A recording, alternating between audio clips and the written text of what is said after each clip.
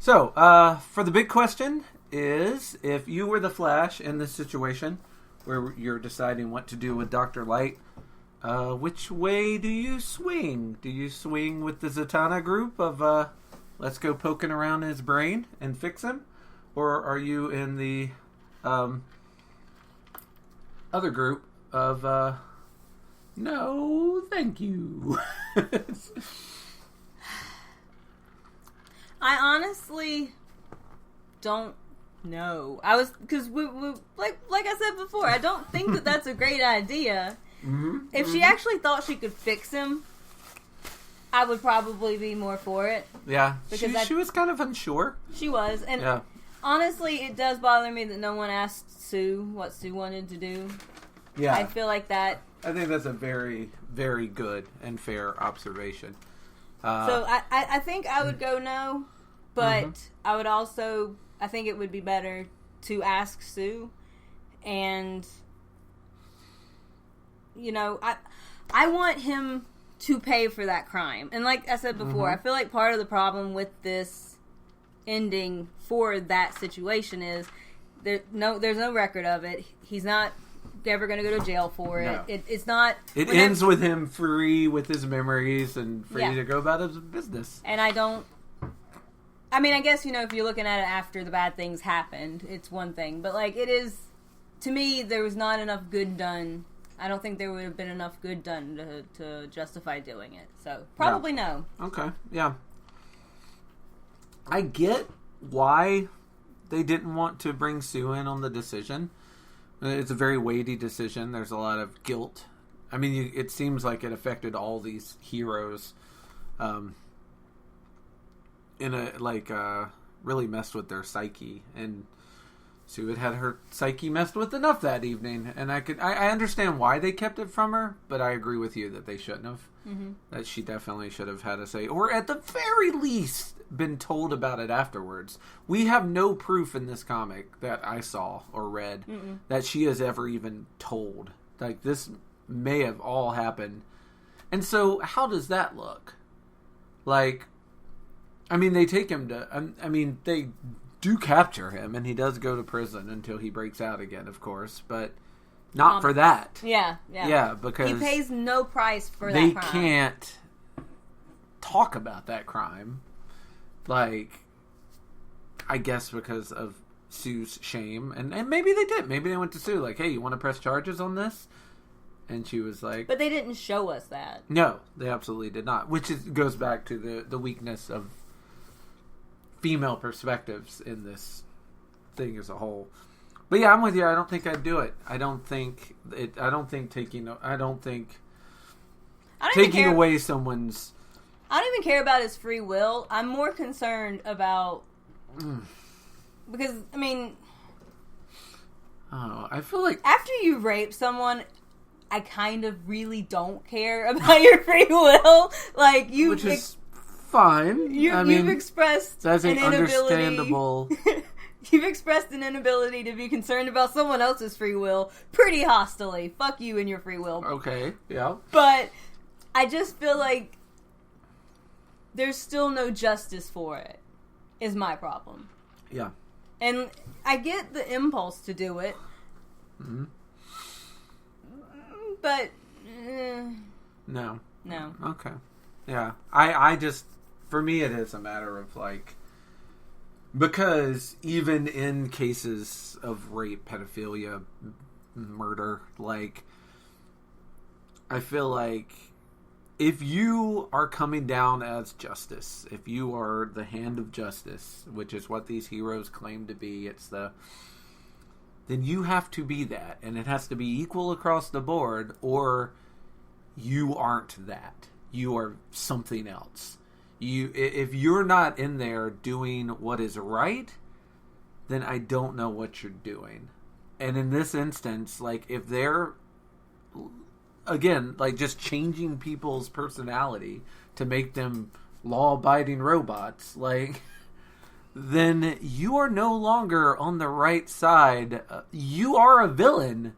You are Dr. Doom wanting to turn everyone into robots so that no one disobeys him. Like, I think and we talked about how whether rape was the right crime to have spurred these heroes onto this, and whether the rape needed to be in the book or if it could have been literally anything else. And I think in some ways the visceral response to rape is why it was included, why that was the thing that pushed these heroes over the edge. I still don't know if that was the right choice or not, but I say that, yeah, like, it's just what you said. Like, well, once you've done rape, like, I no longer care about your... Yeah, and a lot of people feel that way. A lot of people feel that way about murderers and pedophiles, and a lot of people feel that way about people who throw trash cans through Starbucks windows. So, yeah, I mean, I feel like it's either justice either has to be blind, or it's not justice, it's something else. And I'm not even go as far as to say whether that something else is good or bad, but it's not justice. And you're the fucking Justice League of America, guys. It's in the goddamn title.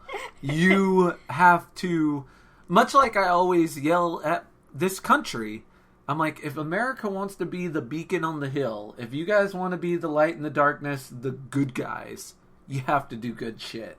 Yeah. And if you're not doing good shit, you're not the good guys. I don't know, but couldn't you argue that stopping a rapist from ever raping again is a good thing? I don't. But then couldn't you just stop all crime?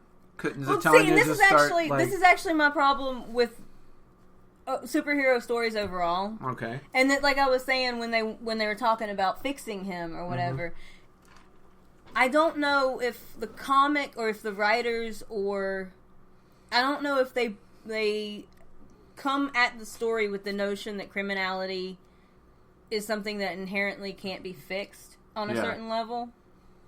Yeah, it certainly couldn't in this story. Or if it's... Well, and there's some things, though, that are crimes, like... A lot of crimes come out of poverty, right? Yes, So, absolutely. like... So someone stealing food or stealing a fancy thing... Usually not light-based crimes. Well, but, you know, someone stealing something is a crime that happens because poverty exists. Absolutely. If you're going to have superheroes, I also think that they should be tackling those problems because you make a more just society by eliminating some of the things that cause crime to happen. Right. I don't think that there's like a gene for rape. I don't know what is a thing that causes that outside of some trauma that maybe you can't I guess account for every eventuality. No. I feel like there's definitely but I don't understand things that can steer you more towards that as opposed to less towards that. Like toxic masculinity will steer you more towards rape than it will steer you away from rape.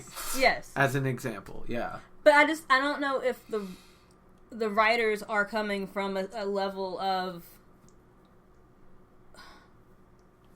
all crime, like crime is an eventuality as opposed to we should be tackling like the causes. I think they purposely leave it ambiguous. I don't think they give us an answer.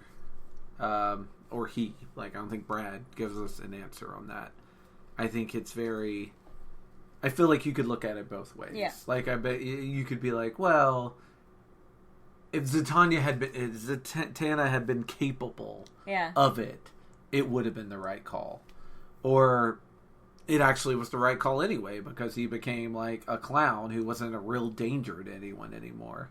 And I guess my only disagreement, because I like the notion of lobotomizing people. Love it in theory. In practice, it just doesn't work. Well, and it's just, it obviously doesn't work, even in the book. You go back. But it's just the notion of... You kind of write yourself into a brick wall if it does. It's like the very next issue, she did it to everybody, and Utopia, the end. Yeah. Yeah. But I don't know. I do think you can make an argument that it is for the greater good to make him a bit of a joke. Mm-hmm. And if you're arguing that they're supposed to be doing good things, I do think you can make that argument. I'm arguing for justice. And justice isn't always good. It's always justice. And it's funny because it is kind of... I do think there's places where you can bend. Everyone does. Like, everyone's got their moral gray areas. Like, I think if you're stealing a loaf of bread to feed your family, I don't think you should be charged with theft. I think the person who tried to sell you that bread instead of just handing it to you maybe should be charged, but that's, again, some of my own personal biases. But this is a line I don't think is crossable. And I don't have a better reason than it's just one of my lines. Like, everyone's got their own lines. And maybe it's because I value my brain so much. And, like, this is going to go into a quick personal story. My dad's parents both got Alzheimer's before they passed away. And they didn't recognize my father at the end. And, like, it wasn't good for him mentally. Like, that's... And I think I inherited, either through genes or deed, I inherited a lot of that fear from him.